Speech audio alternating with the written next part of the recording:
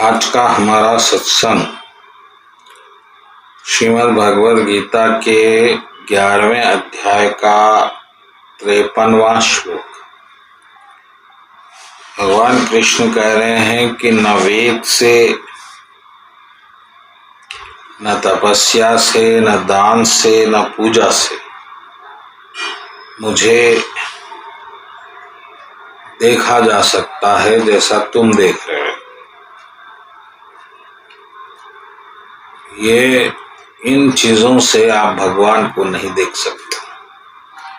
अगले श्लोक में भगवान कहते हैं कि केवल भक्ति के द्वारा ही मेरे इस अनन्य रूप का दर्शन किया जा सकता है, कोई और अन्य विधि से नहीं। स्पष्ट रूप से भगवान ने कह दिया है। तो भक्तगणों, इसी बात पर हम आज की सत्संग करेंगे कि भगवान कह रहे हैं कि मुझे देख सकते हैं। बड़ी अद्भुत बात है कि प्रभु को कोई देख सकते हैं अपने नेत्रों से, सामने ठहरा हुआ, बिल्कुल स्पष्ट। कोई इसमें संशय नहीं होगा कि प्रभु कोई इतनी चमत्कारिक रहस्यमय वस्तु जो है वो आपके लिए सामने आ जाएगी। लेकिन उसके लिए भगवान ने एक शर्त रखी, ये आप कह सकते कि आप मुझे भक्ति के द्वारा देख सकते हैं। और भक्ति क्या है? भक्ति प्रेम की परिकाष्ठा है, श्रद्धा की परिपूर्णता है। आप श्रद्धा, प्रेम और भक्ति से भरे हुए हैं तो प्रभु आपको मिलना सुलभ है। और आप नहीं हैं तो फिर आप वेद पढ़ लीजिए, दान दे दीजिए, तपस्या कर लीजिए, पूजा कर लीजिए, प्रभु आपके सामने नहीं आएंगे तो नहीं आएंगे।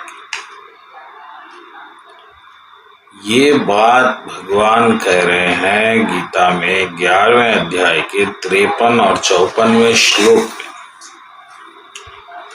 ये बहुत महत्वपूर्ण श्लोक है और एक मानव में ये प्रभु प्राप्ति का मार्ग स्पष्ट रूप से प्रदर्शित करता है कि अगर आप भगवान को पाना चाहते हैं तो निश्चित रूप से आप भगवान को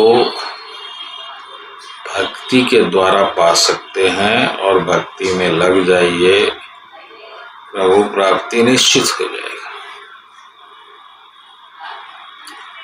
और नहीं प्राप्त करना चाहते हैं तो फिर आपको ये सब करने की आवश्यकता नहीं है। आप अगर कहीं वेद में उलझ गए, दान में उलझ गए, तपस्या में उलझ गए, तो ये सब करने से कोई लाभ नहीं है। सिर्फ भक्ति ही भगवान को प्रिय है और भक्ति के वश में ही भगवान प्रेम के वश में होकर आपके सामने प्रकट होते हैं। अन्य कोई मार्ग प्रभु को पसंद ही नहीं है। और जो मार्ग प्रभु को पसंद नहीं है वो हम करें क्यों और परेशान हो क्यों? इसीलिए जो बुद्धिमान लोग हैं वो भक्ति का मार्ग अपनाते हैं। प्रभु को प्रेम से सेवित करके, प्रेम से प्रभु को जीत के वो अपने प्रेम के वश में करते हैं, फिर प्रभु से प्रेम करते हैं। ये नियम है, ये अखंड नियम है, ये बदलने वाला नियम नहीं है।